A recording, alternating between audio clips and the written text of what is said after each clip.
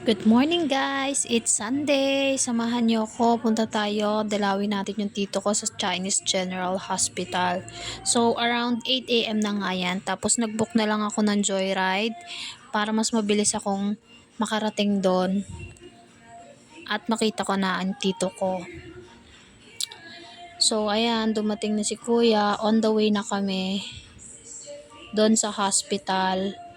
At dyan, madadaanan namin yung Quiapo Church. Ayan. So, smooth lang naman yung biyahe kasi it's Sunday. So, walang traffic. Ayan, umaura pa yung ate mo dyan. Oh, pakita muna tayo ng Tesla.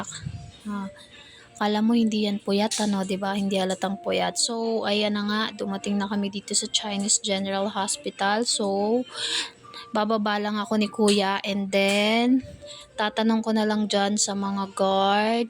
Tatanong na lang ako kung saan dyan yung building na na-confine yung tito ko. So, ayan, pupunta na ako doon sa building kung saan yung tito ko naka-confine. And then, ayan, nandito na ako, kasama ko na sila. At ayan, after lunch, nagpaalam na ako para umuwi kasi alam ko may pupuntahan pa yung mga bata. Sasamahan ko sila bago sila umuwi ng Bulacan. So, yung unang nabook ko is na-cancel kasi hindi kami nagtagpo nung rider. So, naghintay siya ng medyo matagal. So, ayan, nandito na kami sa Avenida. So, papunta na kami dyan sa Dasmariñas. Ayan, madali lang din yung biyahe kasi nga wala namang traffic, weekends.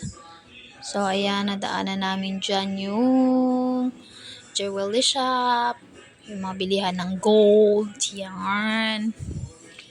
So, dumaan din kami dyan sa May Manila Church.